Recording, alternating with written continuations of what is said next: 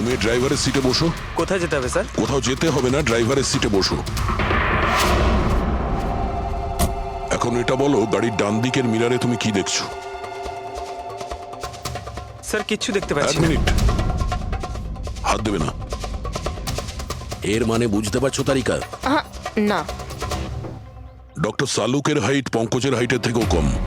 যখন পঙ্কজই এই ডান দিকের মিরারে কিছু দেখতে পাচ্ছে না, তখন ডক্টর সালুকে এই ডান দিকের মিরারে কি দেখবে? মানে গাড়িটা স্যার নয়, অন্য কেউ চালাচ্ছিল। এক্স্যাক্টলি, এমন একটা লোক যে ডক্টর সালুকের থেকে লম্বা। ও সিটে বসার পর এই রাইট ভিউ মিরারটাকে নিজের মতো করে অ্যাডজাস্ট করে নিয়েছিল। কিন্তু স্যার, সেই ব্যক্তি তাহলে সালঙ্কি স্যারের গাড়ি এখানে কেন রাখলো? সে কি তাহলে আশেপাশেই থাকে? হতে পারে। আর যদি ডক্টর সালুকে তুলে নিয়ে যায়, তাহলে হতে পারে আমাদের বোকা বানানোর জন্য গাড়িটাকে এত দূরে নিয়ে এসছে। মানে তুমি বলতে চাইছো স্যারকে কেউ কিডন্যাপ করেছে? বলতে পারবো না তারিকা।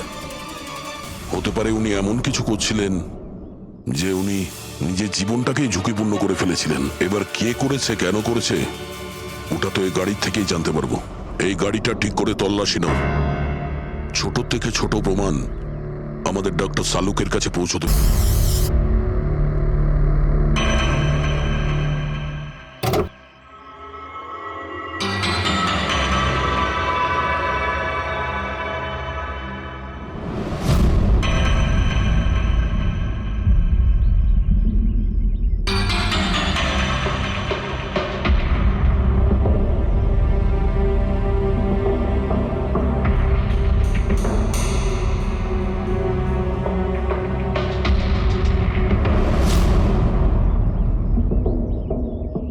হ্যাঁ তারিকা, কিছু পেলে? আঙ্গুলের ছাপ তো পাইনি, কিন্তু টায়ার আর সিটের নিচে বালির কিছু কণা পাওয়া গেছে। বালির কোনা? সেই বালি যেগুলো সমুদ্রের পাড়ে পাওয়া যায়। তার মানে হতে পারে যে লোকটা গাড়ি চালাচ্ছিল হয় ও, না হলে ডক্টর সালুকে কোনো বিচে গেছিল। হ্যাঁ স্যার বলছিলেন কমলের বডির থেকে দুটো আলাদা রকমের বালি পাওয়া গেছে। কমলবাবুর বডিতে দুটো আলাদা আলাদা বালির কণা। আর হতে পারে এই বালির কণা খোঁজার জন্যই ডক্টর সালুকে কোনো বিচে গেছিলেন রাতে।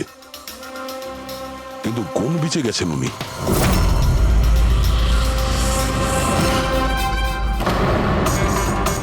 স্যার, স্যার পাসওয়ার্ড পেয়ে গেছি। গুড। দেখো তো কি আছে এর ভেতরে। স্যার এইটাতে দুটো ফাইল আছে, গ্রিড আর রিভেঞ্জ। রিভেঞ্জ? বদলা? আর এইবার তো মুম্বাইয়ের কোনো রিসর্টেতে নিজের লেখা গল্প বদলার ক্লাইম্যাক্স লিখতে গেছিল। তো ওই নভেল যার উপর কমলবাবু কাজ করছিলেন, একটু খোলো তো।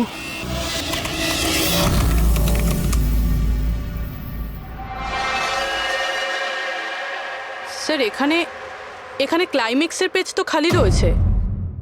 ক্লাইম্যাক্সের পেজ খালি? কমলবাবুর স্ত্রী বলছিলেন যে উনি এরই ক্লাইম্যাক্স লেখার জন্য ছুটিতে গেছিলেন। তাহলে উনি কিছু লেখেননি কেন? স্যার, মনে হচ্ছে কমলবাবুর মাথা ব্লক হয়ে গিয়েছিল। আমি শুনেছি যে যখন মাথা ব্লক হয়ে যায়, রাইটাররা কিছু লিখতে পারেন না। এই কমলবাবু খুব দক্ষ রাইটার ফ্রেডি। যদি রাইটার ব্লকও হয়ে যায়, তাহলেও কিছু না কিছু তো লেখার চেষ্টাই করে। ক্লাইম্যাক্সে ভালো মন্দ যা খুশি। তুমি একটা কাজ করো, এই দ্বিতীয় যে ফাইলটা আছে গ্রিড, এটা খোলো। স্যার, আরো একটা কথা আছে স্যার। এই কমলবাবু নিজের সাথে ল্যাপটপটা নিয়ে গিয়েছিলেন, আর কম্পিউটার বাড়িতেই ছিল। তাহলে ল্যাপটপের ফাইল এই কম্পিউটারে এলো কি করে? ফ্রেডি, এটা কোনো কঠিন কাজ নয় আজকাল। ওই একটা অ্যাপ আছে ক্লাউড, যার সাহায্যে একটা কম্পিউটার থেকে আর একটা কম্পিউটারে ফাইল ট্রান্সফার করা যায়। স্যার এই গ্রিডে তো নতুন গল্প রয়েছে। মনে হচ্ছে কমলবাবু পুরনো গল্পটা শেষ না করেই নতুন গল্প লিখতে বসেছিলেন। না ফ্রেডি, কমলবাবু কোনো নতুন গল্প লিখছিলেন না। এই নোটের হিসেবে উনি কোনো বিচের ওপর নজর রেখেছিলেন। কিন্তু কেন?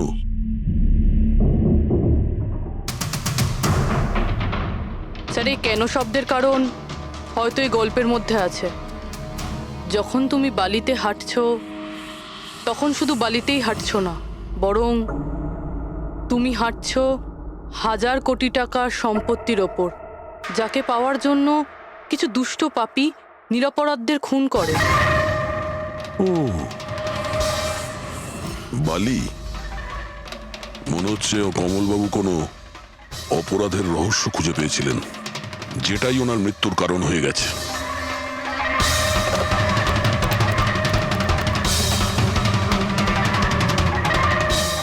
স্যার, কমলবাবুর ফাইল থেকে কিছু জানা গেছে।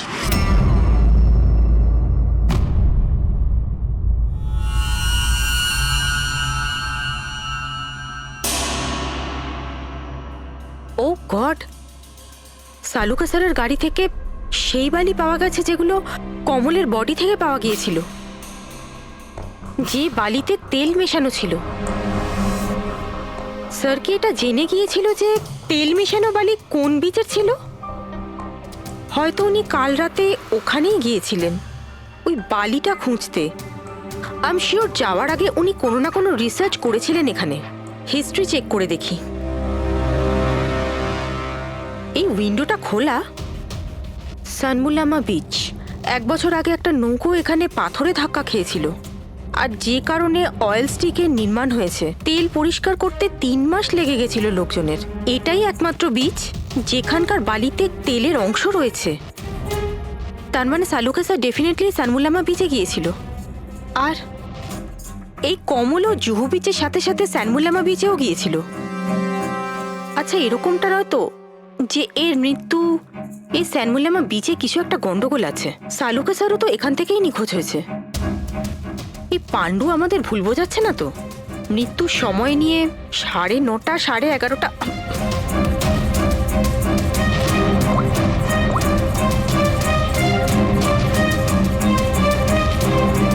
Hello ACP sir.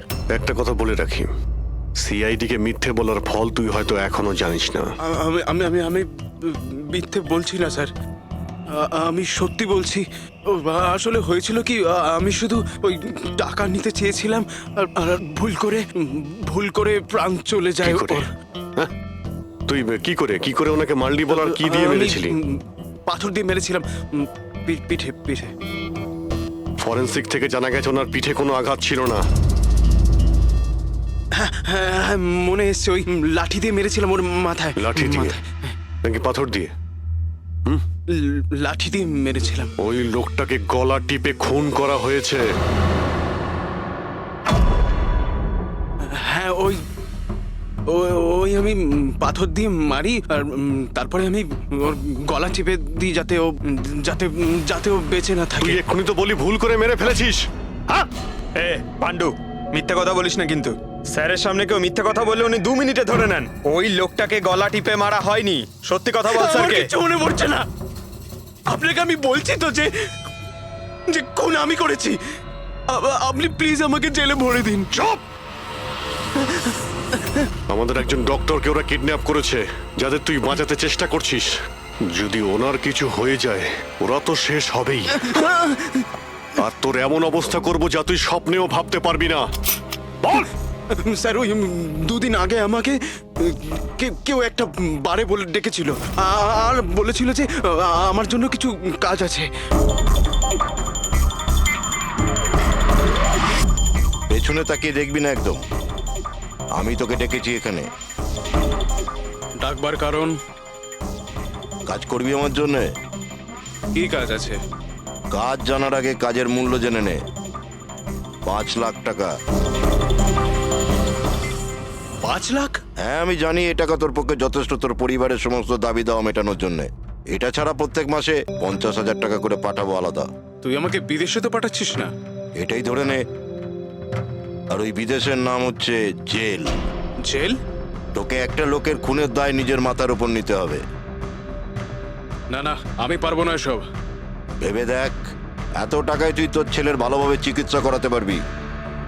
আমি এখানে প্যাকেটটা ছেড়ে যাচ্ছি, এতে 5 লাখ টাকা আছে আর আংটি।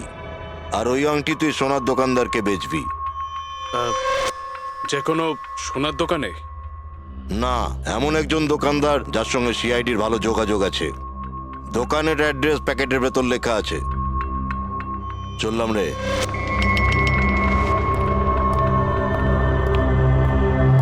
এত বড় ষড়যন্ত্র আমাদের বিরুদ্ধে কি করে হতে পারে স্যার? আমাদের ভুল পথে চালিত করছে খুনি। কিন্তু স্যার, কেউ এরকম করবে কেন? এই খুনি আমাদের থেকে লুকোতে কি চাইছে? যা কিছুই হচ্ছে স্যার বালির সঙ্গে সম্পর্ক আছে। কমলবাবু নিজের কম্পিউটারে কিছু বালির কথাও বলেছেন। আর ডক্টর সালুখে সারিকাকে বলেছিলেন যে কমলবাবুর বডি থেকে উনি 2 রকমের বালি খুঁজে পেয়েছেন।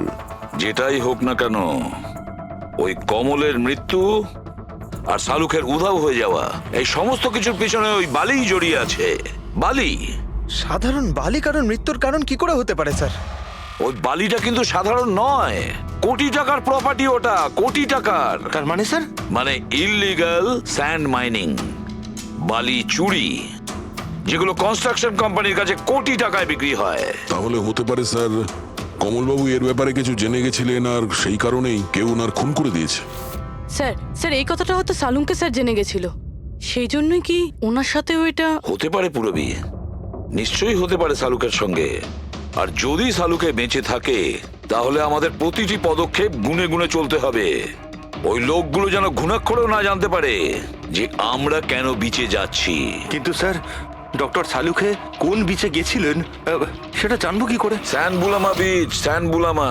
ওখানে বালির মধ্যে থেকে যে তেলের স্যাম্পল পাওয়া গিয়েছিল সেটা কমলের লাশের গায়েও ছিল। আর ওই বিচেই কমলবাবুকে খুন করা হয়েছিল। তারপর ওনার লাশ জুহু বিচে এনে ফেলে দেওয়া হয়। তাহলে অভিজিৎ, প্রস্তুতি নাও আরো একটা নতুন কেস সলভ করতে। স্যান বুলামা বিচ। Mind blowing. এইদিকে দেখো, এদিকে দেখো, হ্যাঁ এদিকটা তাকাও। Nice, very nice. Come on, look up, chin up, chin up, chin up. খুব ভালো হচ্ছে, খুব ভালো। না এবার চট করে চেঞ্জ করে এসো। Thank you. Lovely, lovely. Come on Sanjukta, এবার তুমি চলে এসো। Come on, come on. Light এদিকে, লাইট এদিকে। Yeah, ready, ready Sanjukta. Nice, very good, lovely, super. এদিকে তাকাও।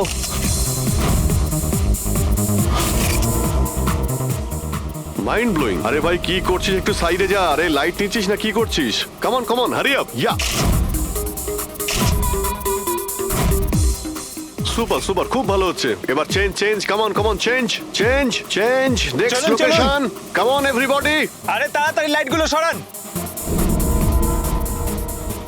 স্যার, কি করছি আমরা এখানে? কোনো গন্ডগোল তো দেখতেই পাচ্ছি না। আরে ভাই পঙ্কজ, সারা পৃথিবীতে যত ক্রাইম হয় সব ক্রাইম রাতেই হয়।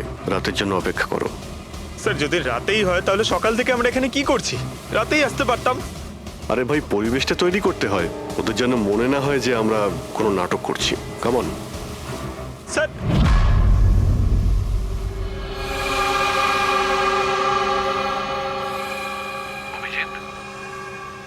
আরশোলাগুলোকে দেখতে পাচ্ছো?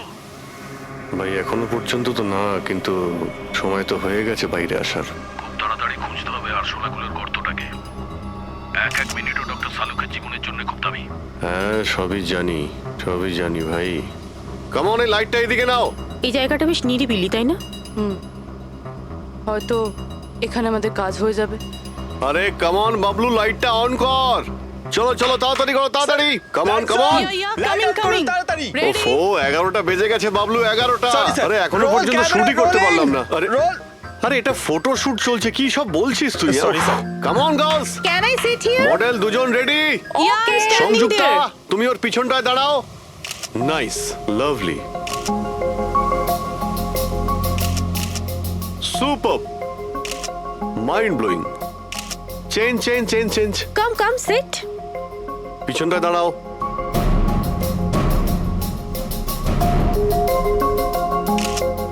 Mind blowing, great, very nice.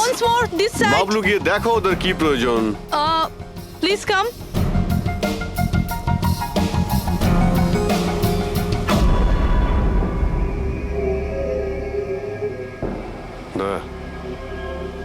মনে হচ্ছে ওরা চলে এসেছে। Ready sir. চুপ। হ্যাঁ ভাই, কি হচ্ছে এখানে? Hello, who are you? আচ্ছা, ফুর্তি করা হচ্ছে এখানে।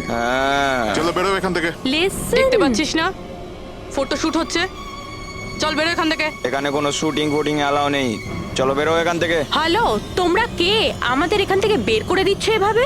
এই জায়গাটা কি তোমার বাবার? বাবাকে নিয়ে কোনো কথা বলবে না, নয়তো খুব খারাপ হবে। হোয়াট? কি করবে তোমরা? বলো, গার্লস, বলো। গার্লস, গার্লস, প্লিজ প্লিজ তোমরা প্লিজ প্লিজ সরে যাও ওদের প্লিজ এইভাবে স্যার দেখুন না তোমরা শান্ত হও শান্ত হও আচ্ছা দাদা দাদা প্লিজ এক মিনিট কাম ডাউন কি কি প্রবলেম আপনাদের মিস্টার জন হোক বা টন এটা প্রাইভেট বিচ বুঝলে তুমি নিজের ইউনিটকে গোটাও আর এখান থেকে বেরো আরে এই ওহো এই এক মিনিট চুপ করো তোমরা শান্ত হও এটা প্রাইভেট বিচ আমি বুঝতে পেরেছি এটা প্রাইভেট বিচ কিন্তু 2-4টে ছবি তুলবো তারপরে চলে যাব কেন পেটে লাথি মারছেন দাদা ভাই বললো না একবার চল বেরো এখান থেকে নাকি হাত পা ভেঙে দেবো এক্ষুনি। আরে না না আমাদের হাত পা আপনারা কেন ভাঙতে যাবেন no violence No, we can't চলো do এখান থেকে চলো this. চলো চলো চলো চলো আলতু তাড়াতাড়ি লড়াই এখান থেকে চলো বাবলু তাড়াতাড়ি এখান থেকে শিফট করো তোমরা শান্ত হও ব্যাকআপ নয় shift only shift shifting shifting চুপ করো তোমরা শান্ত হও শিফটিং কি ভাই কিরম লাগলো? রাগ করবে না এভাবে একদম রাগ কাজ করবে না করা যায় মাথা না, ঠান্ডা জন। করো এটা এক্ষুনি চলে যাবো অসম্ভব, এখান থেকে চলো hopeless. শিফট শিফট Seriously, চলো sir. তাড়াতাড়ি Yup. আমরা এখান থেকে যাচ্ছি কেন স্যার? মনে হচ্ছে এই লোকগুলোই। জানি খুব ঠান্ডা মাথায় কাজ করতে হবে এদের হাতে নাতে ধরতে হবে হ্যাঁ স্যার। আরে শিফট করো। এ তাড়াতাড়ি কাজ কর, খাবার টাবার কাজ নেই নাকি? তাড়াতাড়ি কর, বস আসবে কোনি, তাড়াতাড়ি কর। আরে বাহ বাহ বাহ বাহ বাহ বাহ বাহ খুব ভালো একটা লোকেশন এখানে ফটোশুট করতে কোনো অসুবিধা নেই তো আরে কয়েকটা তুই- আপনারও তুলে দেবো বললাম না তোকে এখানে কোনো তোর শুটিং চলবে না। এ টন চল এই সব এক লাইনে দাঁড়া। কে তোমরা বলো? সিআইডি কি অনেক হয়েছে বালি চুরি ডক্টর সালুকে কোথায়? এবার এর কি করব? কিচ্ছু না, বস বলেছে একে যেন এখন হাত না দেওয়া হয়। হাত লাগাবো না মানে? সিআইডি এখানে এসে গেছে, যদি আমরা একে বাঁচিয়ে রাখি তাহলে আমরা সবাই ফাঁসবো, বুঝলি? ঠিকই বলছিস তুই, লাশটাকে বস্তায় পুরে সমুদ্রে ফেলে দি। ওকে বস।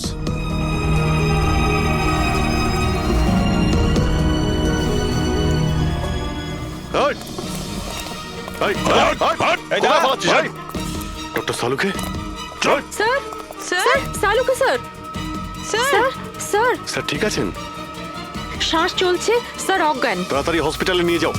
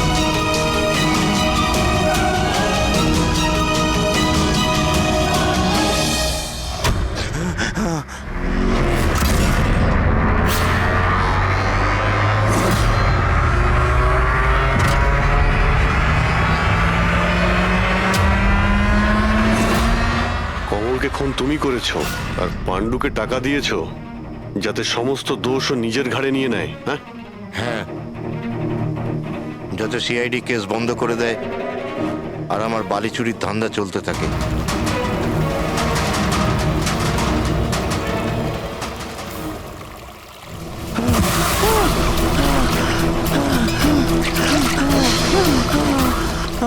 আমাকে মেরো না, মেরো না আমাকে।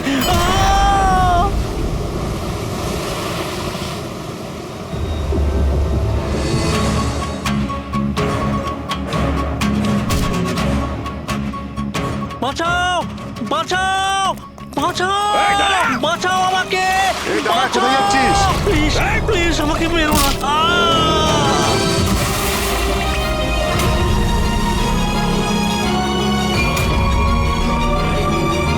আর ওই বিদেশের নাম হচ্ছে জেল, ডক্টর সালুকে তুমি প্রাণে মারার চেষ্টা করেছিলে, হ্যাঁ? কারণ উনি আমার সমস্ত কিছু জেনে ফেলেছিলেন আর আমার সামনে যেই আসবে আমি তাকেই শেষ করে দেবো। তোমার মতো অনেক এলো আর অনেক চলে গেল সিআইডি কে শেষ করার জন্য, বুঝেছো? এবার তুই জেলের ভিতরে বসে তোর এই কালো ব্যবসার হিসেব নিকেশ করিস। চল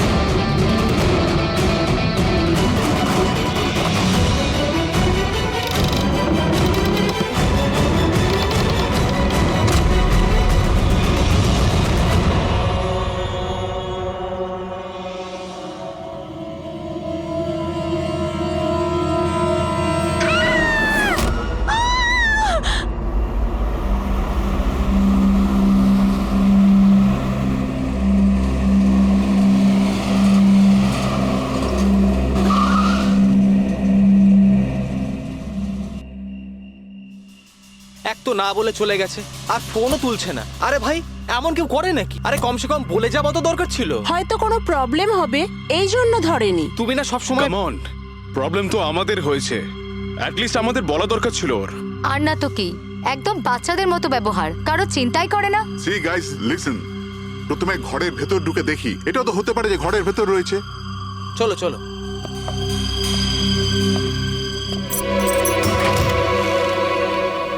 এখানে তো অন্ধকার কেন? আমি আলো জ্বালাচ্ছি।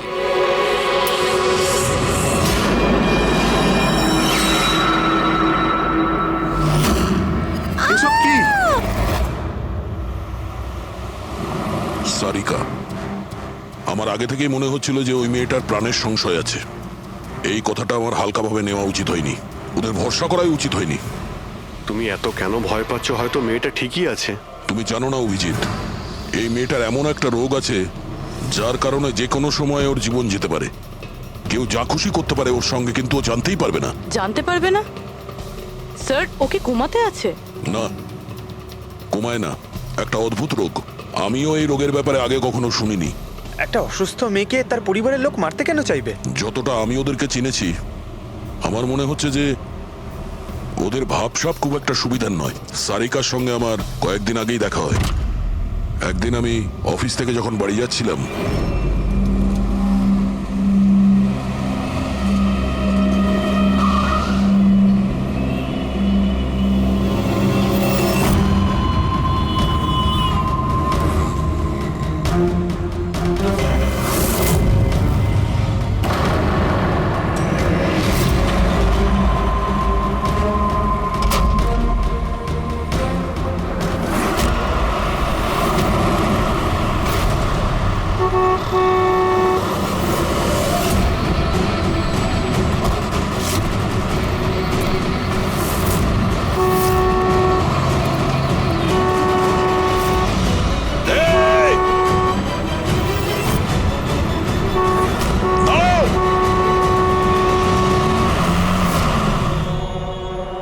কি করছিলে তুমি? হ্যাঁ, এত বড় একটা ট্রাক সামনে থেকে বেরিয়ে গেল, তুমি দেখতে পাওনি? ও হর্ন বাজাচ্ছিল, তুমি শুনতে পাওনি?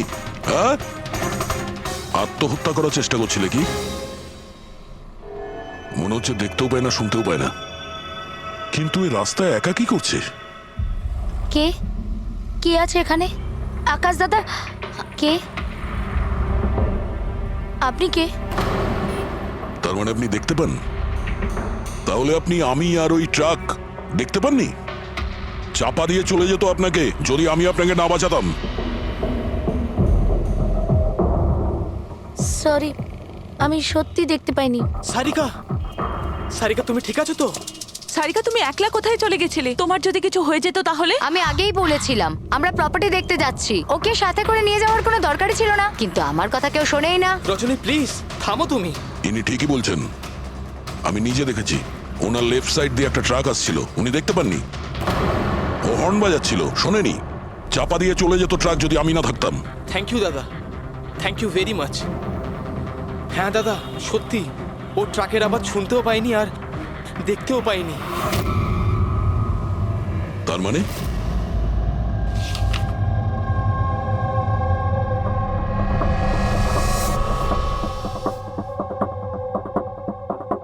এইসব আপনি, মানে আপনার শুধু জিনিস আর সবার এই ডান দিকটা নজরে আসে না, শুধু বাঁ দিকটা নজরে আসে?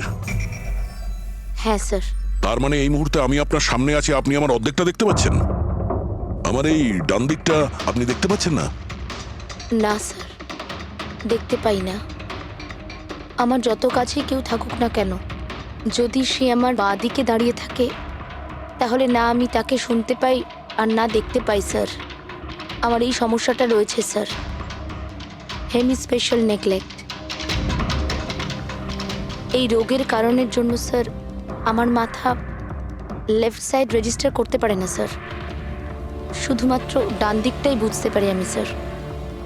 সেই জন্য আপনি এইসব পেন্টিংস, এই লোকজন, সবার ডান দিকটাই দেখতে পাই আমি স্যার। তাহলে এই অসুখের কোনো ট্রিটমেন্ট নিশ্চয়ই আছে।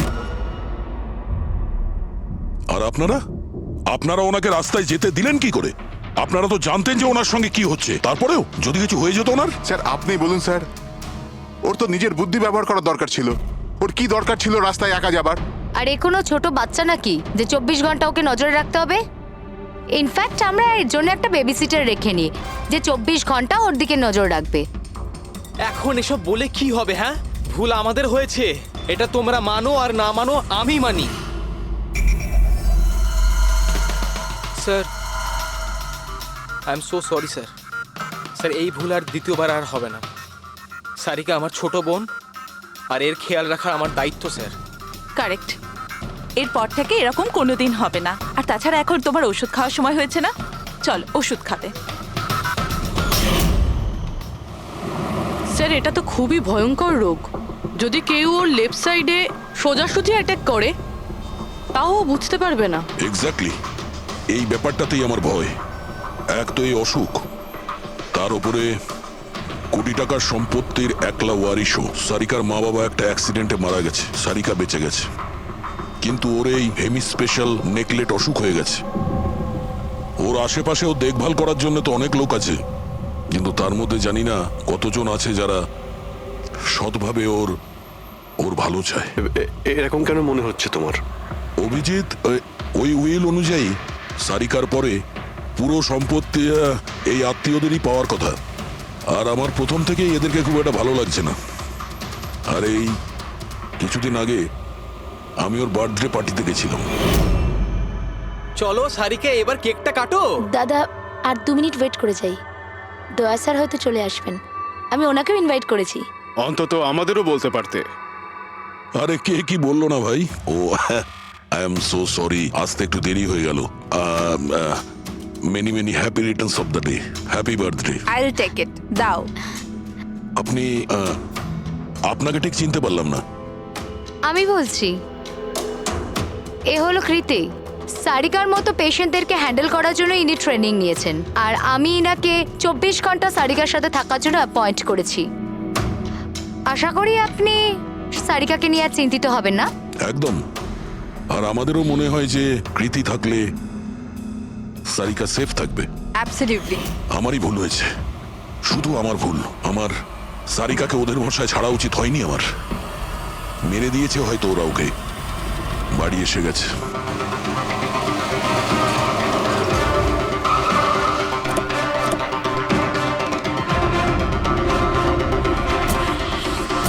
কোথায় ও? হ্যাঁ, কি করেছো তোমরা ওর সাথে? স্যার আমরা তো জানি না কি হয়েছে, আমরা তো কিছুই করিনি স্যার। 1 মিনিট, কি হয়েছে কি এখানে? স্যার, ড্রয়িং রুমের অবস্থা দেখে আমরা এতটাই ভয় পেয়ে গেছি যে আমরা ভিতরে যাইনি। আগে এটা বলো, সারিকা কোথায়? স্যার, আমরা কিচ্ছু জানি না, আমরা কিচ্ছু দেখিনি। স্যার, আমরা এইসব দেখে ঘাবড়ে গিয়েছিলাম আর সোজা আপনাকে ফোন করেছিলাম। ঠিক আছে, আমরা দেখে নিচ্ছি। পঙ্কজ, এদের সবার স্টেটমেন্ট রেকর্ড করো, আর কাউকে ভিতরে আসতে দেবে না।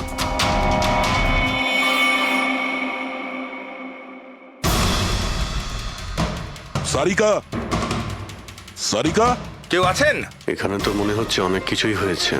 এত রক্ত তো কোনো একজনের হতেই পারে না।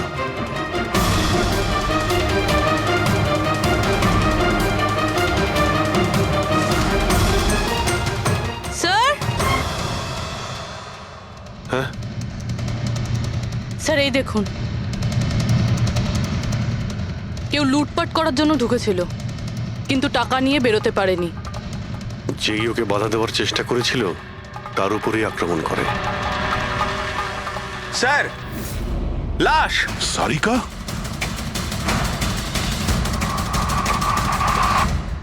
ও নো। মানালি তো এরপর থেকে এরকম কোনোদিন হবে না।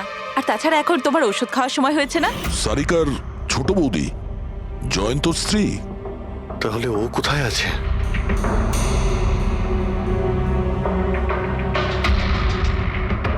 ও নো। দয়া, হ্যাঁ, এ হলো কৃতি। সারিকার মতো পেশেন্টদেরকে হ্যান্ডেল করার জন্য ইনি ট্রেনিং নিয়েছেন। এটা তো কৃতি। তুমি চেনো? হ্যাঁ।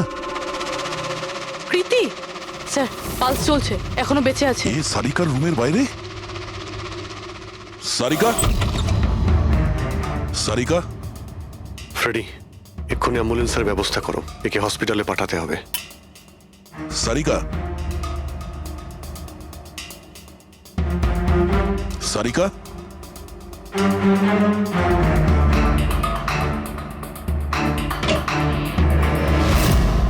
সারিকা, সারিকা, অভিজিৎ, না না না না না, কিছু নেই, কিছু নেই। Relax, আমরা relax. সিআইডি থেকে এসো, রিল্যাক্স বাইরে রিল্যাক্স এসো, বাইরে এসো, বাইরে এসো। রবি, এসো। সাবধানে। তুমি ঠিক আছো তো? বসো, এখানে বসো। থ্যাংক গড একে পাওয়া গেছে। তুমি ঠিক আছো? সবাইকে মেরে দিয়েছে, সবাইকে মেরে দিয়েছে স্যার। এক মিনিট, এক মিনিট। কে করেছে এসব? কে ছিল সে? দয়া স্যার, কি হয়েছিল? স্যার সবাইকে মেরে দিয়েছে স্যার। কে? মেরে দিয়েছে। কে? হ্যাঁ, কে মেরেছে? মেরে দিয়েছে স্যার। আমার মনে হয় এক্ষুনি একে হসপিটালে পাঠানো উচিত, ওর মানসিক অবস্থা ঠিক নেই। ওটাই ঠিক হবে, মনে হচ্ছে শক পেয়েছে। রবি, তোলো একে। ওঠো, ওঠো। আমার সাথে এসো।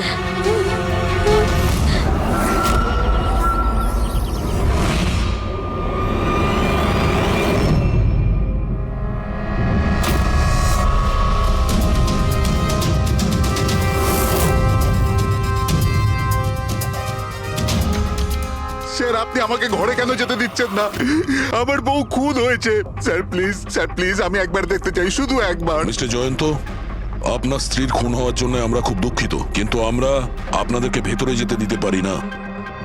3 জনের উপর হামলা হয়েছে, একজন মারা গেছে, একজন আহত, আর একজন শক পেয়েছে। আর আপনারা বলছেন যে আপনারা কিছুই জানেন না। হ্যাঁ, সত্যি আমরা কিচ্ছু জানি না স্যার। ইনফ্যাক্ট আমরা এখানে কেউ ছিলামই না স্যার। আমরা সবাই নিউ বোম্বেতে ছিলাম একটা পার্টিতে। কোন পার্টি? স্যার একটা ফ্রেন্ডের রিসেপশনের পার্টি। তো আপনারা সবাই ওখানে গিয়েছিলেন তো? মানালি, ও বাড়িতে কেন ছিল? স্যার মানালি আমাদের সঙ্গে গিয়েছিল। বাড়িতে শুধু সারিকা আর প্রীতি ছিল, কারণ স্যার সারিকার শরীর খারাপ ছিল। কিন্তু স্যার এই পার্টি থেকে হঠাৎ মানালি কি করে হারিয়ে গেল আমরা কিচ্ছু জানি না স্যার। স্যার,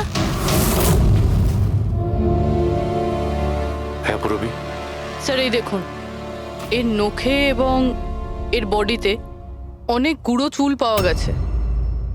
স্যার, এই কাঁচের টুকরোগুলো দেখুন, বেশ মোটা, মনে হচ্ছে কারো চশমার কাজ।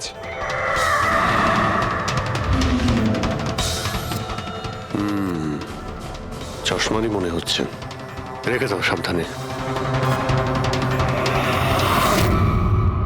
এই টেনে নিয়ে যাওয়ার চিহ্নের সঙ্গে রক্তের ফোঁটা।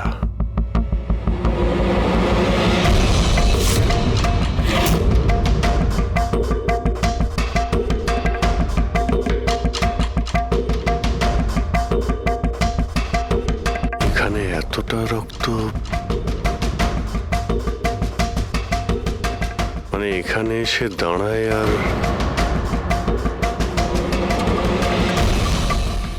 বাইকের চাকার দাগ। কেউ আহত অবস্থায় এখানে আসে আর বাইকে উঠে এখান থেকে বেরিয়ে যায়। আচ্ছা একটা কথা বলুন তো, আপনাদের মধ্যে বাইক কার কাছে আছে?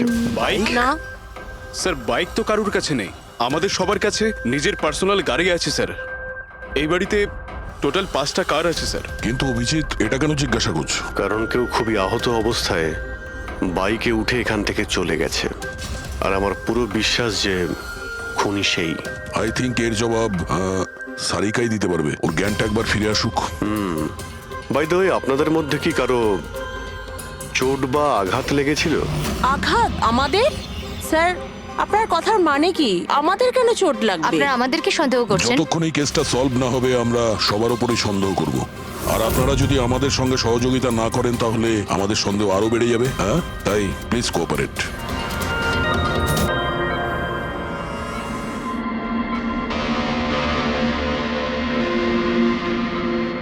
সারিকা,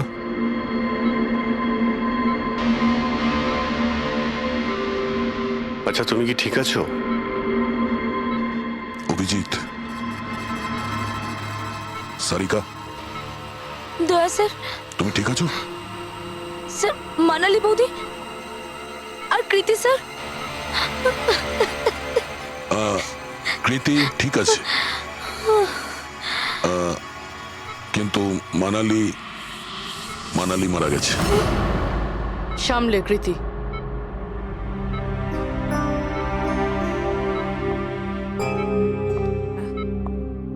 কৃতি, কৃতি, তুমি ঠিক আছো তো? I am so glad you okay. Thank God তুমি ঠিক আছো।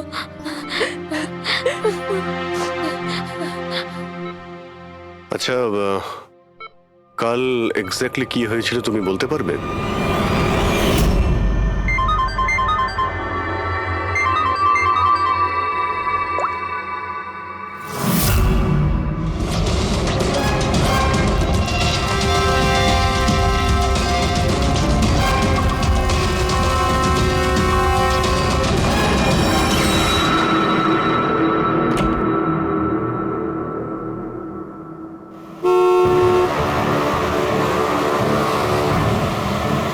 বৌদি,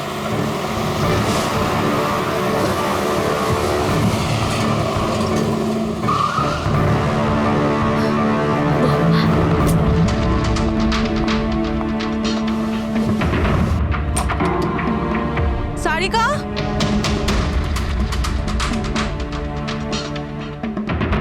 সারিকা, সারিকা কোথায় তুমি? বৌদি, সারিকা, সারিকা,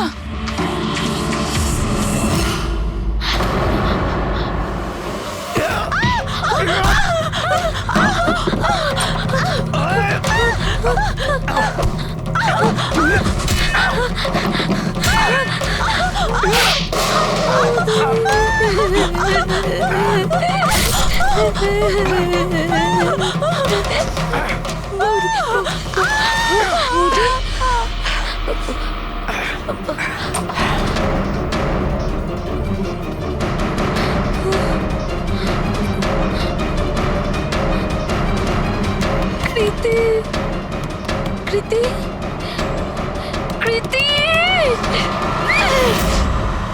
তো তুমি ওনার দরজাতে ধাক্কা দিয়েছিলে। তো কৃতি, আপনি কি দেখেছিলেন? আপনার উপরে আক্রমণ কি করে হলো? সারিকার জোরে চিৎকারের আওয়াজ পেলাম, আমি তখনই ঘর থেকে বাইরে আসি। সারিকা, এইসব কি করে? কৃতি, কৃতি, সারিকা তুমি ঠিক আছো তো? কৃতি, আমি আমার রুমে। কৃতি, আমি এখানে। Okay okay okay Sarika, you don't worry, I am coming. Kriti সাবধানে, খুনি এখনো বাড়িতেই আছে। খুনি? সারিকা, তুমি ওকে দেখেছো যে কৃতির ওপর হামলা করেছে? হ্যাঁ স্যার, আমি দেখেছিলাম। সারিকা, সারিকা, কৃতি, কৃতি, সারিকা, সেই মুহূর্তে তুমি যা যা দেখেছো সেটা তুমি একটা পেপারের ওপর আঁকতে পারবে? হ্যাঁ স্যার, যখন আমি ওনাকে মানালি বৌদির পেছনে দেখেছিলাম তখন খুব ভয় পেয়ে গেছিলাম। আমি শুধু ওই মুখটার একটা ঝলক দেখতে পেয়েছিলাম স্যার। যখন আমি আবার দেখি তো তখন আমি শুধু হাতটুকু দেখতে পাই। কৃতি আমার দিকে আসছিল আর তারপর পিছন থেকে হাত এলো, ওই হাতটা ওর ওপর হামলা করলো। লোকটা রেনকোট পরেছিল আর গ্লাভস আর একটা বড় চকমকি ঘড়ি, এই যে একেবারে সেরকমই হুবহু যেমনটা আমি দেখতে পেয়েছিলাম।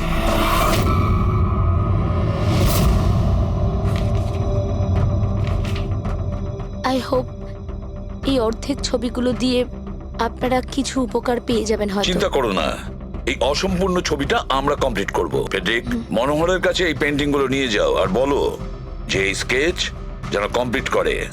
Sarika, thank you so much. আপনি যেতে পারেন, টায়ার্ড হয়ে গেছেন হয়তো। চলো সারিকা।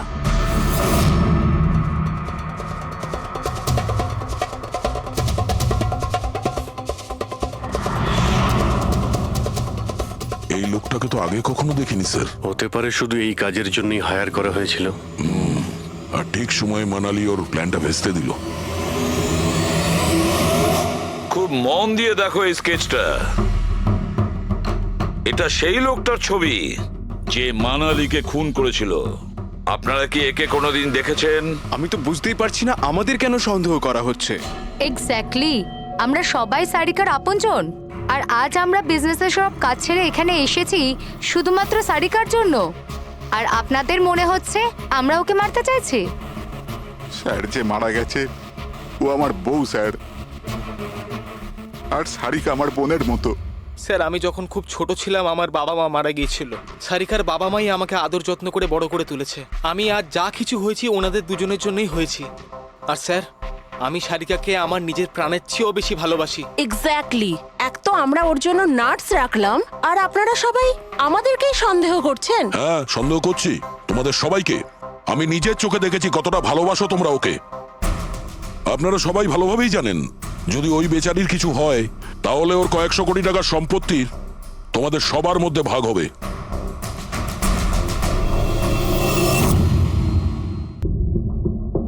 ওকে বাড়িতে রেখে তোমরা সবাই পার্টিতে গিয়েছিলে। ওখানে মালিনী কোনো কথা শুনেছিল যে কোনো খুনি ওকে মারতে চলেছে। মালিনী কাউকে কিছু না বলেই নিজে ওকে সাবধান করে আর চলে যায় সেখানে যেখানে খুনি মানালিকে মেরে ফেলে। আর যদিও পার্টিতে এই কথাটা শুনে থাকে তাহলে আপনাদের মধ্যে কেউ হবে? কেউ না? ঠিক আছে, তোমরা এখন যেতে পারো, কিন্তু একটা কথা ভালো করে মনে রাখবে, আমাদের কড়া নজর থাকবে তোমাদের উপরে।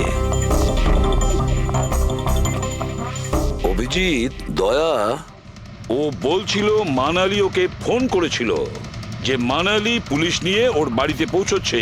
এক্স্যাক্টলি স্যার, কিন্তু ও না আমাদের সঙ্গে কন্ট্যাক্ট করেছে না পুলিশের সঙ্গে। হতে পারে কেউ ওর পিছু নিয়েছিল, তাই হয়তো ভয় পেয়ে গিয়েছিল। একটা কাজ করি আমরা, পঙ্কজ পুরবী, ওই পার্টিতে যে কয়জন লোক এসেছিল ওদের প্রত্যেকের নাম আর ফোন নাম্বার বের করো, আর খোঁজ নাও ওই রাতে মানালির বাড়ির আশেপাশে ওদের মধ্যে কার ফোন অ্যাক্টিভ ছিল।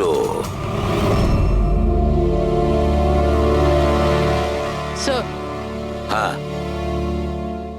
স্যার, ওই রাতে ওখানে 250 লোক ছিল, কিন্তু স্যার একজন হচ্ছে ঈশান।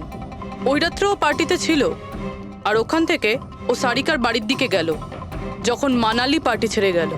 আর ফোন ওখানেই বন্ধ হয়ে যায় ওদের বাড়িতে। স্যার আর একটা আজব ঘটনা ঘটেছে।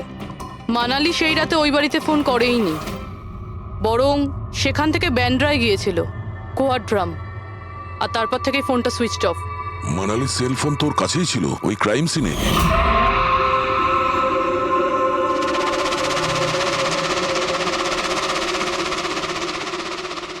Switch off? আচ্ছা, এমনটা নয় তো যে ওই ফোনটা আসলে ঈশানের ফোন, ভুল করে ওখানে পড়ে গিয়েছিল? মানে ঈশান সেই রাতে সারিকা ভিলা এসেছিল। ডাকো ওই ঈশানকে বিউরোতে। স্যার আমি করেছিটা কি? আমাকে এখানে কেন ডাকা হয়েছে? ঈশান, একটু আপনার চশমাটা খুলবেন? চশমা?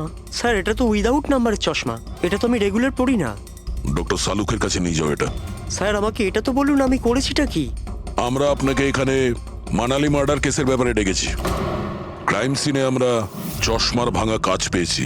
আপনার চশমাটাকে ওই কাচের সঙ্গে ম্যাচ করিয়ে দেখব। কিন্তু স্যার আমি তো ওই জায়গায় যাইনি। যদি তুমি নাই গিয়ে থাকো তাহলে তোমার ফোন ওখানে ওই ভিলাতে কি করছিল? আর মানালির ফোন তোমার বাড়িতে মান্দ্রাতে কিভাবে পৌঁছলো? ওই স্যার পার্টিতে আমাদের ফোন এক্সচেঞ্জ হয়ে গেছিল, কারণ আমাদের ফোন দুটো এক। কি হলো মানালি ম্যাডাম, আপনাকে চিন্তিত মনে হচ্ছে? চিন্তিত আমি? না তো, আসলে আমি ওই জয়ন্ত আর আকাশকে খুঁজছিলাম। আপনি ওদের কোথাও দেখেছেন? হ্যাঁ, ওরা দুজন ভেতরেই হবে। আসলে কি হয়েছে, এত চেঁচামেচি আর এই ডিস্কোতে আমি কিছু বুঝেই উঠতে পারছি না। আপনি প্লিজ আমাকে একটু হেল্প করে দেবেন ওদের খুঁজে পেতে? আমি ওদের ভেতর থেকে আপনার কাছে পাঠাচ্ছি।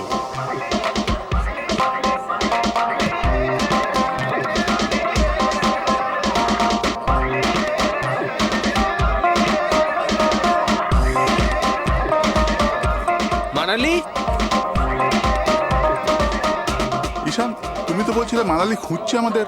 কোথায় মানালি? আরে এক্ষুনি তো এখানেই ছিলেন মানালি, কি জানি কোথায় চলে গেলেন। ওই দিকটা গিয়ে দেখি চলো। স্যার আমার ফোন সুইচ অফ ছিল, এই জন্য আমি মানালিকে বলতে পারি। সেই কারণে মানালি পুলিশকে ফোন করতে পারেনি। স্যার আমাকে বিশ্বাস করুন, আমি খুন করিনি। খুনি না হলেও খুনির সঙ্গী তো হতে পারো, যে ওখানে ওই পার্টিতে উপস্থিত ছিল। তুমি পার্টিতে মালিনীর সমস্ত কথা শোনো, আর যখনই মানালি ওখান থেকে বেরোয় তুমি মানালির পিছু নাও। কোনো কায়দা করে তুমি মানালির ফোন তোমার বাড়ি ব্যান্দ্রাতে পাঠিয়ে দিলে, আর ওখানে পাওয়া চশমার কাঁচের টুকরো, আমাদের সন্দেহ ওটা তোমার চশমার রিপোর্ট তো আমরা পেয়েই যাব আমাদের ফরেন্সিক ল্যাব থেকে।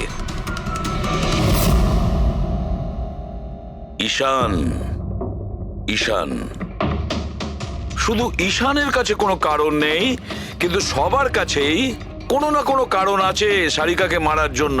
দিয়া আর অভয়, এদের দুজনের তো টাকার খুব প্রয়োজন ছিল, হতে পারে এরা দুজন করেছে। আর এদের প্রত্যেকের কাছে একটাই অজুহাত আছে যে ওরা রিসেপশনের পার্টিতে ছিল। স্যার এরা সবাই ওই রিসেপশন পার্টিতে প্রেজেন্ট ছিল, কিন্তু কোনো একজন খুনিকে ফোন করে সারিকা ভিলায় যেতে বলেছিল লেফট দিয়ে, যাতে সারিকা কিছু বুঝতে না পারে। তারপর সারিকাকে মারবে, কৃতিকে মারবে, আর সবাই ভাববে দেখে যেন মনে হয় চুরি করার উদ্দেশ্যে খুনটা হয়েছে। আর এই সব কিছুই মালিনী শুনে ফেলে।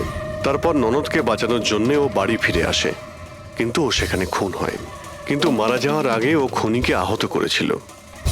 খুনি যাওয়ার সময় কৃতির উপরে হামলা করে, লুটের মাল আর ওর ননদকে ফেলে তারপরে সে বাইকে করে পালিয়ে যায়। শুধু একবার এই খুনির ব্যাপারে কিছু যদি জানতে পারি না, কিছু, তাহলে ধরে নাও মাস্টার মাইন্ড আমাদের হাতে।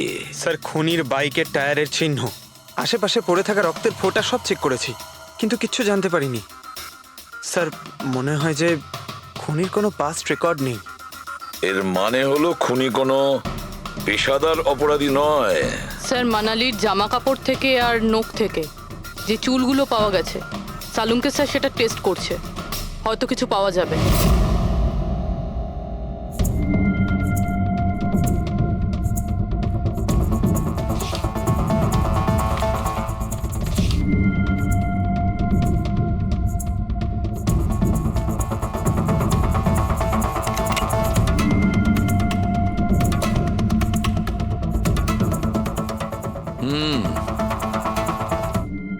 আমার আন্দাজ একদম ঠিক ছিল, এবার শুধু ডিএনএ রিপোর্টটা দরকার। হ্যাঁ সালুকে বস, হ্যাঁ একটা কথা ঠিক যে ঈশান খুনি নয়, কারণ ক্রাইম স্পট থেকে এই যে চশমার লেন্সের ভাঙা টুকরো পাওয়া গেছে, এইগুলো ঈশানের চশমার সঙ্গে ম্যাচ করছে না। এক তো ঈশানের চশমার পাওয়ার 0, আর দ্বিতীয়ত ঈশানের যে চশমাটা তার লেন্সগুলো একদম নর্মাল, কিন্তু এই লেন্সটা ফটোক্রোম্যাটিক, মানে রোদের সঙ্গে রং পাল্টায়। আচ্ছা, ওই যে রক্ত পাওয়া গিয়েছিল ওই বাইকে টায়ারের মার্কের কাছে, সেটা কি খুনির রক্ত? হ্যাঁ, ওই রক্তটা খুনিরই, যার বয়স 25 থেকে 30 বছরের মধ্যে। আর মানালির নখে যে চুলটা পাওয়া গেছে ওটা নিশ্চয়ই খুনির। আসলে বস, হাতাহাতি করবার সময় চুল গোড়া থেকে উপড়ে আসে, অথচ এই যে চুলটা, এটা উপড়ে আসেনি, কাটা হয়েছে। আর এইটা দেখো স্ক্রিনে, যতগুলো চুল আছে সব আলাদা আলাদা রকমের, কোনো চুল সিধে, কোনোটা কোঁকড়ানো, আর ওগুলো রং দেখো, প্রত্যেকটা চুলের রং আলাদা, কোনোটা কালো, কোনোটা ব্রাউন, কোনোটা ডার্ক ব্রাউন, আর ওই গোল্ডেনও আছে। এই চুলগুলো একটা লোকের হতেই পারে না, আলাদা আলাদা লোকের চুল। হ্যাঁ দয়া, এই চুল থেকে আমরা বিভিন্ন ধরনের কেমিক্যাল পেয়েছি, যেমন হচ্ছে কেরাটিন, ফিফটাইন, আর অনেক কিছু। আমার মনে হচ্ছে না যে এই চুলগুলো কোনো একজন লোকের মাথার চুল। Hello, oh good, very good, thank you very much, good news, bye. DNA টেস্টের রিপোর্ট, এই রিপোর্ট এই বিষয়টা কনফার্ম করছে যে এই যে চুলগুলো সেগুলো কোনো একজন ব্যক্তির চুল নয়।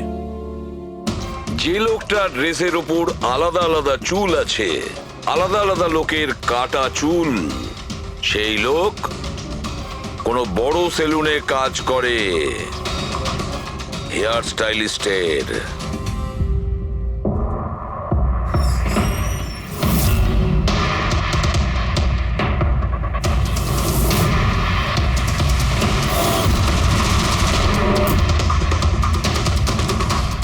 স্যার এ তো বিমল, আমাদের স্পায়ের স্টার হেয়ার স্টাইলিস্ট। স্যার এখানে যেই আসুক না কেন সবাই ওর কাছেই হেয়ার স্টাইল করতে চাইতো। কিন্তু স্যার এই কিছুদিন ধরেই হলো এই টাকা পয়সা নিয়ে ভীষণ চিন্তিত থাকতো। এর জুয়া খেলার খুব অভ্যাস ছিল। কিন্তু স্যার এই খুন করবে এটা স্যার আমি একদম ভাবতেই পারছি না। যাই হোক, এখনো কোথায় আছে বলতে স্যার পারবেন? একে এখন কোথায় পাবেন এটা আমি বলতে পারবো না, তবে কিছুদিন যাবত এখানেও কাজে আসছে না, আর নাও ও আমার ফোন তুলছে। আপনি ওর ফোন নাম্বার আর অ্যাড্রেসটা দিন আমাদের। হ্যাঁ স্যার, আমি এখনই আনছি।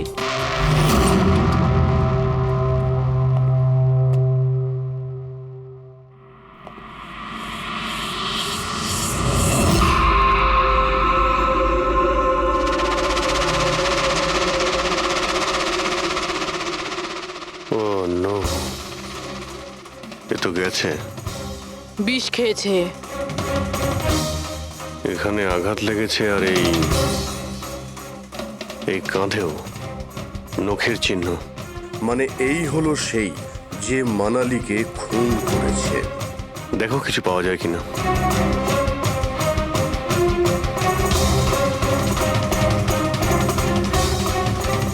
স্যার, হ্যাঁ, আমি বিমলের বাইকটা চেক করলাম স্যার। বাইকটার হ্যান্ডেলে শুকিয়ে যাওয়া রক্ত আর কাঁদালে আই এম শিওর স্যার এগুলো ওই বাড়িটার ব্যাকইয়ার্ড থেকেই লেগেছে।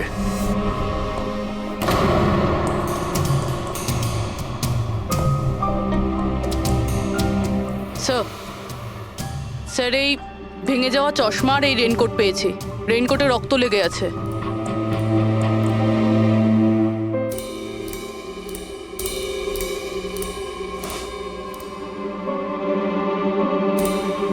এই দেখতে পাচ্ছ, বাঁ হাতে ঘড়ি। হ্যাঁ, তাহলে স্যার যদি বিমল বাঁ হাতে ঘড়ি পরতো তাহলে ও কি করে বলল যে ডান হাতে ঘড়ি পরা ছিল?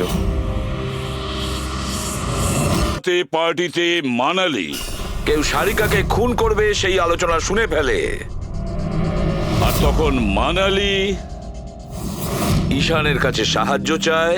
ওকে বলে যে জয়ন্ত আর আকাশকে ওখানে পাঠিয়ে দিতে। এর মানে আকাশ আর জয়ন্ত দুজনেই নির্দোষ।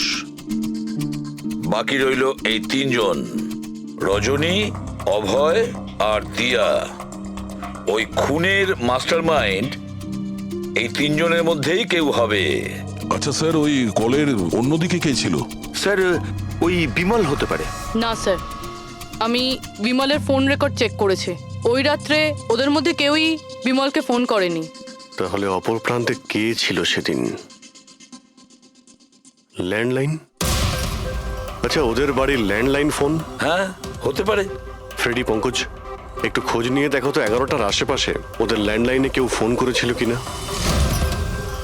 ওই মেয়েটার কথা অনুযায়ী খুনির ডান হাতে ঘড়ি পড়েছিল, যেখানে বিমল বাঁ হাতে ঘড়ি পড়েছিল। আরও এটাও বলেছিল যে খুনি যে রেনকোট পড়েছিল সেটা ব্লু কালারের ছিল, কিন্তু আমরা বিমলের বাড়ি থেকে যে রেনকোট পেয়েছি সেটা কালো ছিল। হতে পারে সারিকা কিছু ভুল করেছিল, ঠিকমতো দেখতে পাইনিও। স্যার, স্যার ওই রাতে 11:30টার সময় বাড়িতে কেউ ফোন করেছিল। কে ফোন করেছিল? আপনারা সত্যি বলছেন এই সব কিছুর পেছনে আমার নিজের লোকের হাত আছে? একটু অপেক্ষা করুন, সব জানতে পারবেন। স্যার, আপনারা আবার কেন খোঁজ খবর নিচ্ছেন? একবার তো খোঁজ খবর নিয়েছেন। সেদিন প্রমাণ একত্রিত করার জন্য আর আজ কেস ক্লোজ করার জন্য। আপনি একটু অপেক্ষা করুন, এখনই সবকিছু জানতে পেরে যাবেন। স্যার, পেয়ে গেছি। কিন্তু এটা তো সেই রেনকোটটাই যেটা ওই খুনি পড়েছিল। এখানে কি করে এলো? বলছি, তুমি বলেছিলে যে মানালি তোমাকে দৌড়ে এইখানে বাঁচাতে এসেছিল। কারণ ও ওখানে পার্টিতে শুনেছিল যে কেউ তোমাকে খুন করতে চায়। কিন্তু সে খুনি ছিল না, সেই ছিল যে এই পুরো প্ল্যানটা করেছিল।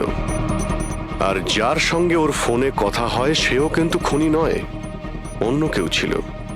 সেই সময় এই বাড়িতেই সে তোমার সঙ্গে উপস্থিত ছিল। বাড়িতে? ওই সময় আমার সাথে কৃতি, কারেক্ট? এটা পুরো প্ল্যান ছিল। খুনি কাজ ভেঙে বাড়ির ভেতরে ঢোকে, কিন্তু গন্ডগোল তখন হলো যখন ও মানালিকে মারল। সারিকা ভেবে। মানালি তো মারা গেল, কিন্তু মরার আগে ও খুনিকে এতটাই আহত করে দিয়েছিল যে খুনি এখানে সারিকাকে মারার জন্য দাঁড়ায়নি, পালিয়ে গেছে। স্যার স্যার এক মিনিট, যদি খুনি পালিয়ে গেল তাহলে কৃতিকে কে মারলো? কারণ সারিকা নিজের চোখে কৃতির ওপর হামলা হতে দেখেছে। হ্যাঁ আমি দেখেছিলাম, ওই হাতটা এলো আর ও কৃতির ওপর হামলা করেছিল। হামলা তো হয়েছে, কিন্তু করলোটা কে?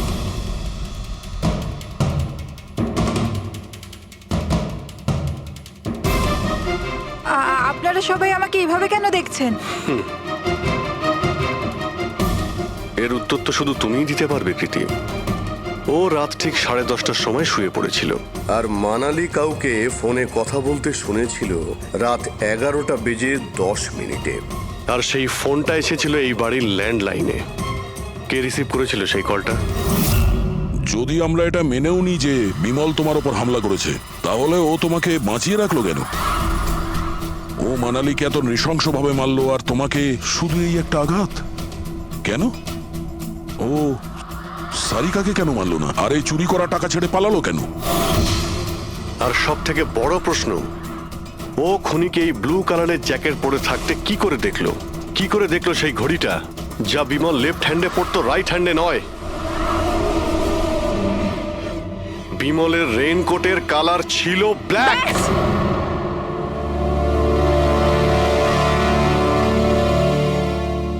ঠিক চিনেছেন আপনারা। ওই হামলা আমি নিজেই করেছিলাম।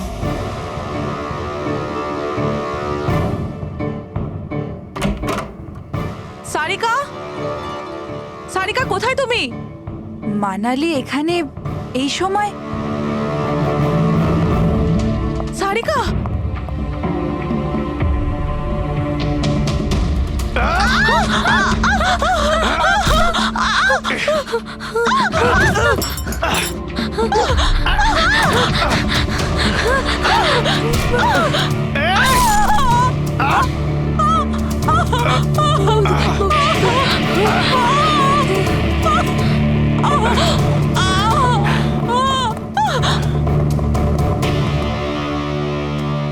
কৃতি,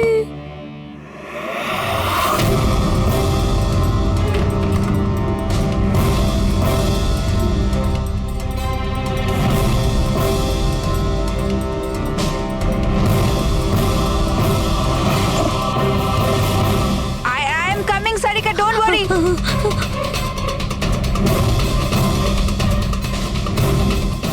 কৃতি, কারণ আমি চাইনি কেউ আমার উপর সন্দেহ করুক। আর তুমি যখন এত কিছু বলেই দিলে, তখন ওই মাস্টার মাইন্ডের নামটাও বলে দাও।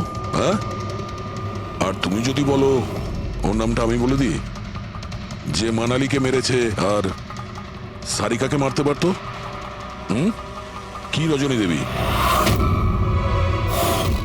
আপনি জানেন আমরা কার কথা বলছি?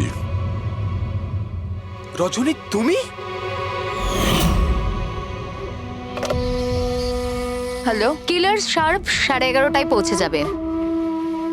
সারিকার খেলা শেষ, যে কোনো মূল্যে করতেই হবে।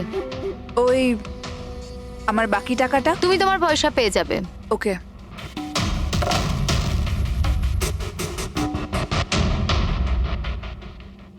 রজনী, তোমার জন্য আমি আমার বউকে... আমার পয়সার দরকার ছিল। সারিকার বেবি সিটিং করতে করতে আমি হাঁপিয়ে উঠেছিলাম। আর এইসব তোমার জন্য হয়েছে আকাশ। তোমার জন্য আমরা সবাই সারিকার আয়া হয়েছিলাম। আমাকে আমার জীবন যাপন করতে হতো আগের মতো। এই জন্য আমি প্ল্যান করেছিলাম, আর কৃতিকে বাড়িতে নিয়ে এসেছিলাম। পার্টিতে যাওয়াও আগে থেকেই ঠিক ছিল, যাতে আমি সময় পাই প্ল্যান করার। সব ঠিক চলছিল, শুধু বিমলের ব্যাপারে একটু ভুল হয়ে গেল। না হলে... এত কিছু হয়ে যাওয়ার পরেও দেখছি তোমার কোনো অনুতাপ নেই, বরং নিজের প্ল্যান নিয়ে গর্ব করছো। তুমি অনেক সময় পাবে নিজের প্ল্যানের ভুল ত্রুটি ধরার, কারণ তোমার এই বাকি জীবন এবার তোমাকে জেলের মধ্যে বসেই কাটাতে হবে। মানে কি চলছে কি?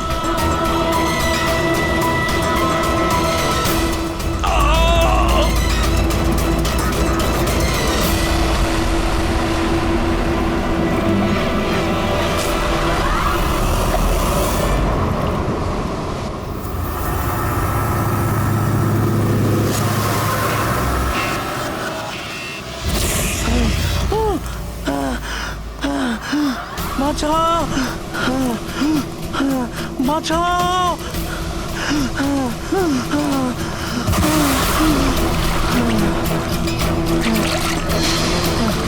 আমাকে আমাকে মেরো না, আমাকে মেরো না, মেরো না আমাকে, মেরো না, মেরো না আমাকে, মেরো না, মেরো না আমাকে।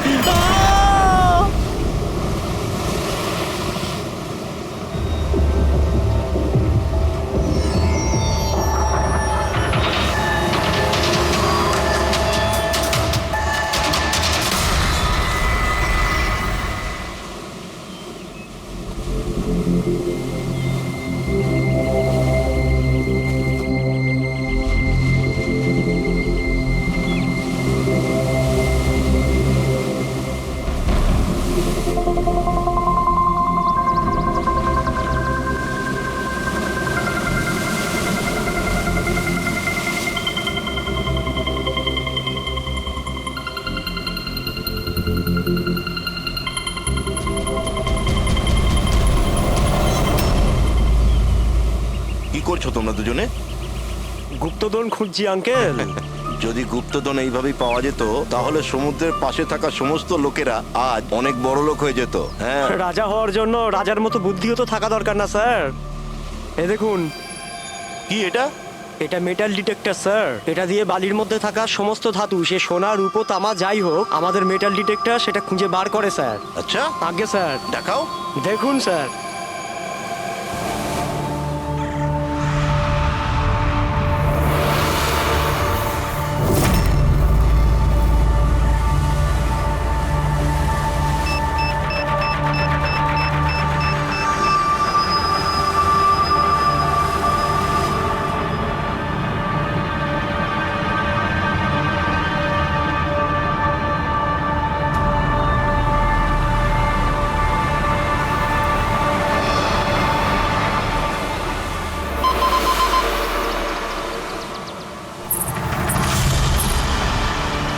এই দেখুন স্যার,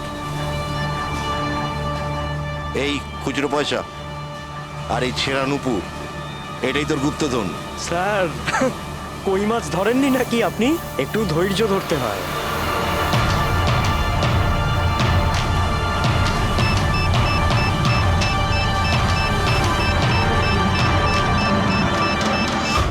রিকি, এখানে কিছু আছে, তাড়াতাড়ি আয়। কর এখানে, তাড়াতাড়ি কর।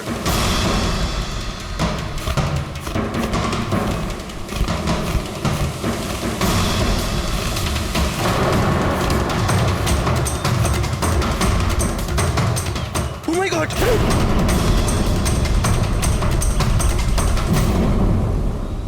তুমি রাতে এখানে কি দেখেছিলে?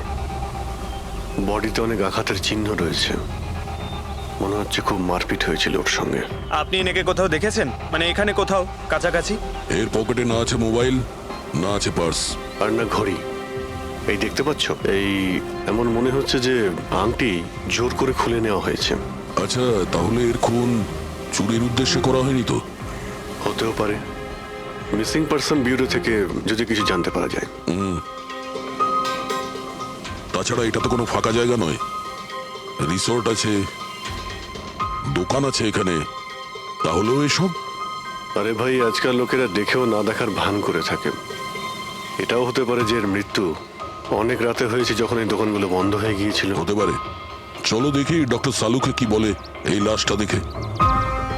তবে ভাই, আমার তো দেখে মনে হচ্ছে যে এই লোকটাকে আগে হয়তো কোথাও দেখেছি।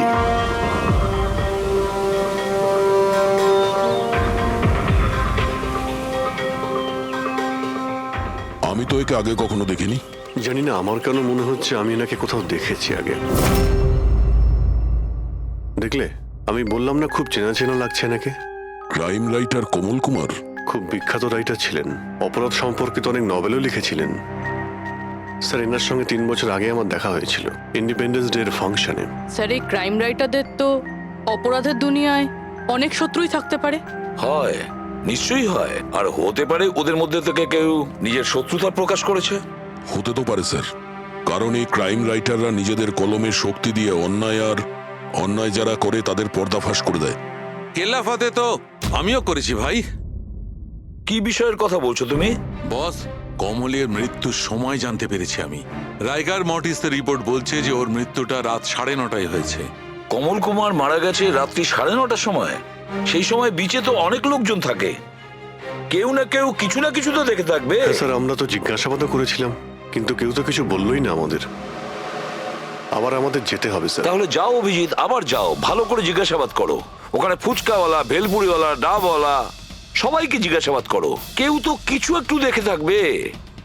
আর দয়া, এই কমল কুমারের বাড়িতে যাও, হয়তো কিছু ওখান থেকে জানতে পারবে।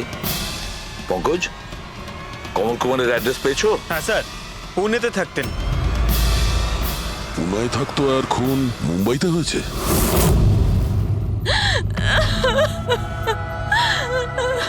কি করে হলো এসব? সমুদ্রের ধারে আমরা ওনার লাশ পেয়েছি। আপনি কি কাউকে সন্দেহ করেন কে করতে পারে এটা? না স্যার, ওর কারোর সাথে কোনো রকম শত্রুতা ছিল না। হ্যাঁ, মানছি যে ওনার সঙ্গে কারোর কোনো ব্যক্তিগত শত্রুতা ছিল না। ওনার বই পড়ে কিছু লোকের মনে রাগ হয়েছিল, রক্ত গরম হয়েছিল, সেই কারণে কেউ ওনাকে ধমকি টমকি না দিয়েছিল। স্যার, এমন তো হয়নি। যদি কেউ ভয় দেখাতো তাহলে আমাকে নিশ্চয়ই বলতো। উনি মুম্বাই কোনো জরুরি কাজে গিয়েছিলেন? ওর গল্প লেখার শখ আছে, এই জন্য কোনো নির্জন জায়গার খোঁজে এদিক ওদিক যেত, কখনো আলিবাগ তো কখনো লোনাবলা। আর এইবার তো মুম্বাইয়ের কোনো রিসর্টেতে নিজের লেখা গল্প বদলার ক্লাইম্যাক্স লিখতে গেছিল। আচ্ছা, উনি মুম্বাইয়ের কোন রিসর্টে ছিলেন? না, এবারে আমি জিজ্ঞাসা করেছিলাম না, ওর নিজে কিছু বলেছিল, কিন্তু ওর বেশিরভাগ সময় সমুদ্রের ধারে পছন্দ ছিল, আর বেশি ভিড় আর লোকজন ভর্তি জায়গা ওর পছন্দ ছিল না। কিন্তু ম্যাম, যে বিচে আমরা ওনার লাশ পেয়েছি ওটা তো জনবহুল জায়গা, জুহু বিচ। না স্যার, এমন হতেই পারে না, কারণ ও ভিড় লোকজনপূর্ণ জায়গায় থাকতেই পারতো না আর লিখতেও পারতো না। উনি লিখতেন কিসে, খাতাতে নাকি কম্পিউটারে? কম্পিউটার আর ল্যাপটপ দুটোতেই লেখালেখি করতো, কিন্তু মুম্বাই যাওয়ার সময় ল্যাপটপটাই সাথে নিয়ে গেছিল। আর কম্পিউটার? কম্পিউটার ওখানে ঘরের মধ্যে আছে। ম্যাম, কমলবাবুর আঙুলে এখানে এইভাবে আংটির ছাপ ছিল, কিন্তু আংটি ছিল না। যদি ওর পয়সা আর টাকাই দরকার ছিল তাহলে তো ও সেগুলোই নিয়ে যেতে পারতো। আমার স্বামীকে মারার কি দরকার ছিল? আপনি কিছু বলতে পারবেন ওই আংটির সম্পর্কে? কিরকম দেখতে ছিল ওটা? ওটাতে 10 ইয়ার্স লেখা ছিল আর লাভ আলিসা লেখা ছিল। এই ছবিটা একটু ফরওয়ার্ড করবেন আমাকে?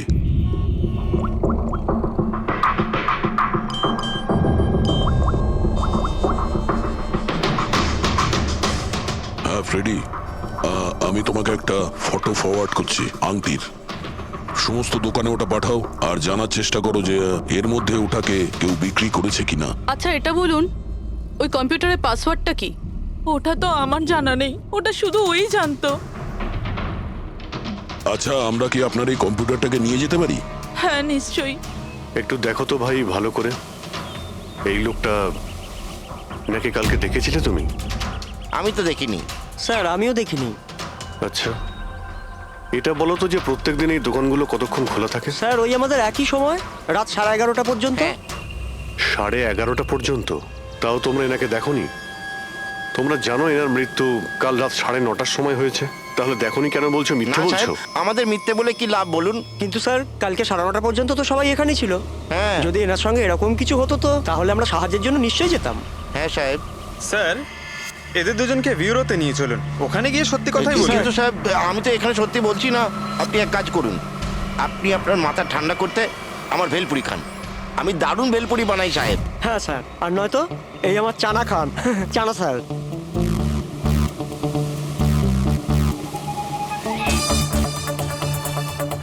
এখানে এখানে ছোলা খেতে এসেছি আমি, ভেলপুরি খেতে এসেছি আমি।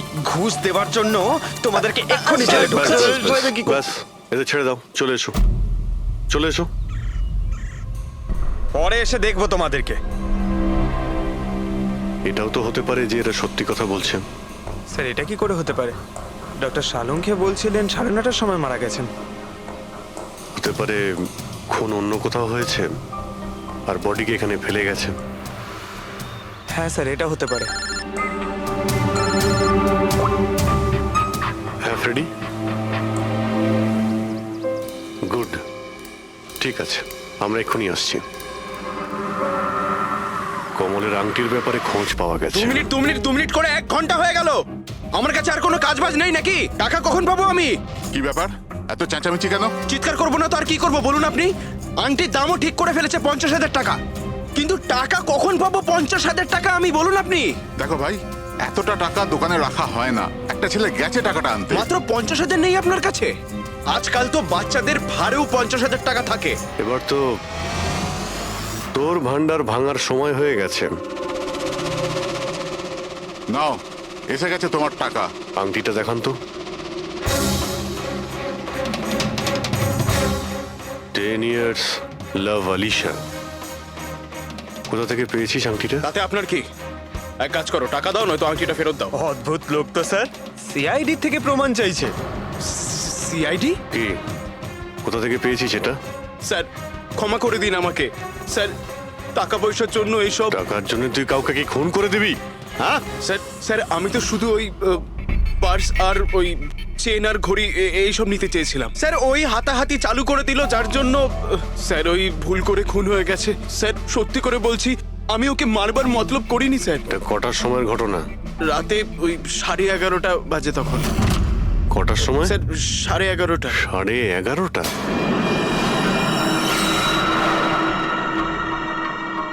সাড়ে 11:30 কিন্তু ডক্টর সালুকে তো বললেন 9:30।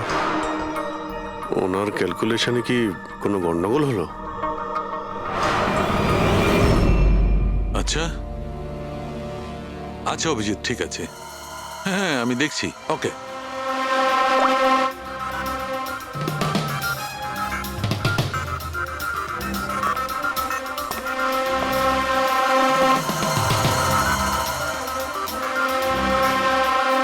এটা কি করে হতে পারে ভাই? কি হয়েছে স্যার, কোনো প্রবলেম? তারিকা অনেক বড় সমস্যা। অভিজিতের ফোন এসেছিল, ও বলছিল যে যে লোকটাকে ওরা ধরেছে তার বক্তব্য অনুযায়ী এই লোকটার মৃত্যু হয়েছে রাত 11:30টায়,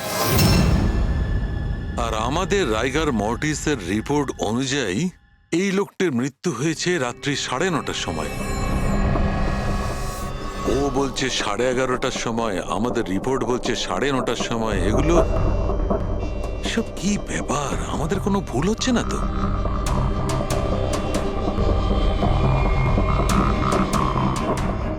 স্যার এই লাশটা সমুদ্র জলের কন্ট্যাক্টে এসেছিল, তাই না?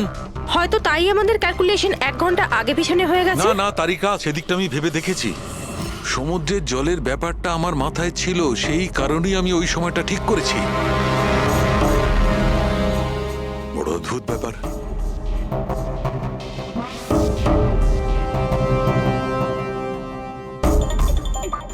আপনি বালির ব্যাপারে কিছু বলছিলেন, তাই না? হ্যাঁ, ভুলে গেছি। ওই অভিজিতের ফোনটাই মাথাটা খারাপ করে দিয়েছে। আমি তো একদম ভুলে গেছি। এসো এসো, সব বলছি। এই দেখো, এটা দেখতে পাচ্ছ? এই দুটো বালির স্যাম্পল। দুটোর কালার আলাদা। আরো অনেক কিছু আলাদা আছে, তুমি দেখো, মাইক্রোস্কোপে দেখো।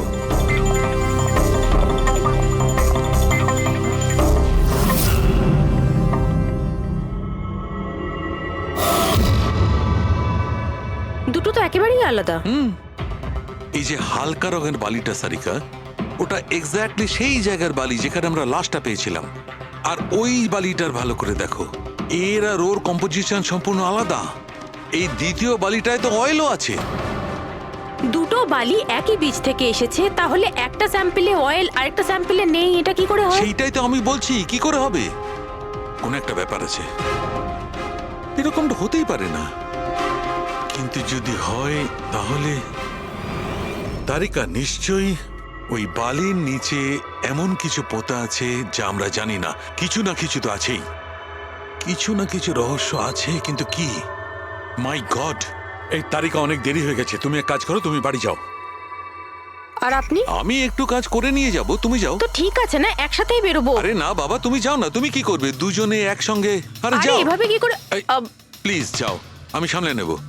আমার যদি রাত্রে দেরি হয়ে যায় তাহলে সকালবেলা আমি দেরিতে আসবো। যে কাজ বাকি থাকবে আমি নোট করে যাব, তুমি সকালে এসে দেখে নেবে। যাও। Are you sure? আর আমি শিওর বাবা, যাও যাও, just take care. Good night. Good night.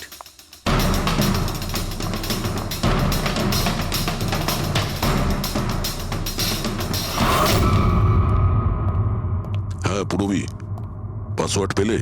না স্যার, এখনো পাইনি। হয়তো এই সিডিটা কোনো কাজে লাগতে পারে। এটা কি পাসওয়ার্ড ডিটেক্টর? হ্যাঁ স্যার, একটা সফটওয়্যার আছে, এটা বড় বড় পাসওয়ার্ডকেও ক্র্যাক করতে পারে। এটা তুমি কোথায় পেলে? স্যার, আমার বান্ধবী দিয়েছে। ও সফটওয়্যার ইঞ্জিনিয়ার, কিন্তু ও বলেছিল সময় লাগবে, সকালও হয়ে যেতে পারে, কারণ এই সফটওয়্যারটা পাসওয়ার্ড কম্বিনেশন একটা একটা করে ট্রাই করে। ঠিক আছে, এটা দিয়েও চেষ্টা করে দেখা যাক। স্যার, পাণ্ডুর ঠিকুচি কুষ্টি আমি বের করে ফেলেছি স্যার। ও ঠিকই বলছে, ও ছোটখাটো একটা চোর, আর একবার ট্রেনে পকেটমারি করেছিল বলে ওকে জেলও খাটতে হয়েছে।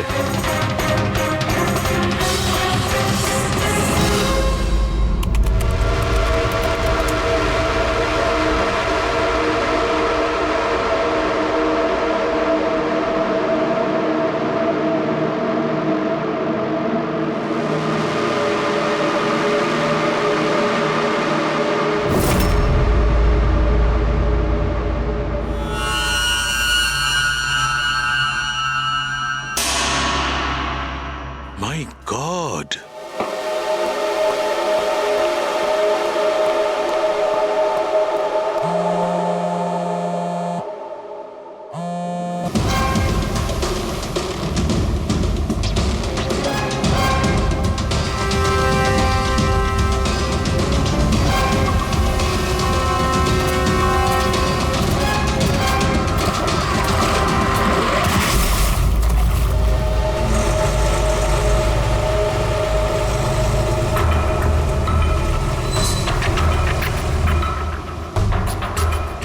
কিসের কাজ হচ্ছে ওখানে?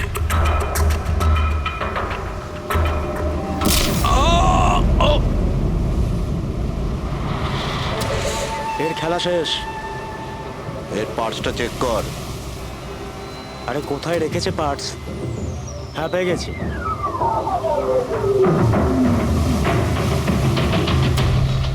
কি হলো? আরে এই দেখো, টাকা আছে। এ কি, এ তো সিআইডি অফিসার।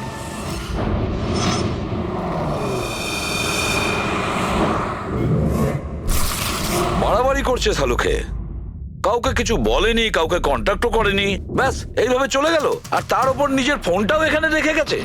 আচ্ছা তারিকা, এই ডক্টর সালুকে এইখান থেকে কখন বেরিয়েছে? জানি না, কাল রাতে অনেক লেট হয়ে গিয়েছিল তো 12টার সময় উনি আমায় বাড়ি পাঠিয়ে দিয়েছিলেন। উনি কতক্ষণ এখানে ছিলেন আমি জানি না। স্যার, হ্যাঁ, ডক্টর সালুকের বাড়ি থেকেই আসছি। ওয়াচম্যান বলল যে সারা রাত ডক্টর সালুকে বাড়ি ফেরেনি। কি সারা রাত ধরে বাড়ি ফেরেনি? কিন্তু সালুকে তো এরকম করে না, সারা রাত। এটা তো বেশ চিন্তার কথা, তাই না? হয়তো ওনার আরে না কিছু। না না, সালুকের কিচ্ছু হবে না, কিচ্ছু হবে না ওর। ও যেন কোনো বিপদে না পড়ে, ব্যাস, আর কিছু না। পঙ্কজ, একটা কাজ করো, সালুকের গাড়ির নাম্বার সমস্ত পুলিশ স্টেশনে পাঠাও, আর সমস্ত চেক পোস্টেও পাঠিয়ে দাও। খোঁজ তো পাওয়া যাবে যে সালুকে গাড়ি নিয়ে কোথায় গেছে।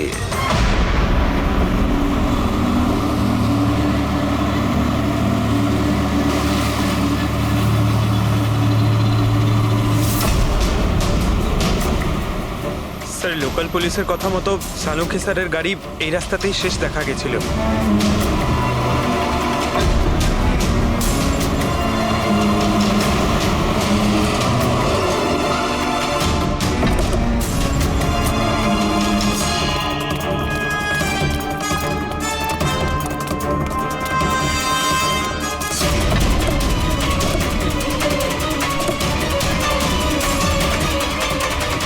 ডক্টর সালুকে তো গাড়িতে নেই। আরে তাহলে উনি কোথায় গেছেন? রিল্যাক্স রিল্যাক্স তারিকা, আমরা ওনাকে খুঁজে বার করবই।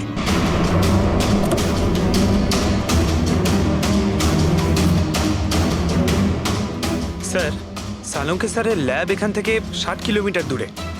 উনি তাহলে এখানে কেন এলেন? পঙ্কজ, ডক্টর সালুকের মাথায় কিছু তো খেলছিল, জানি না কি।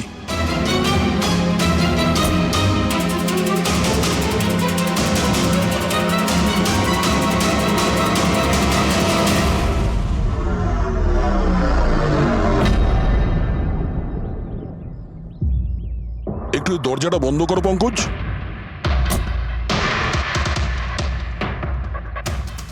এদিকে এসো।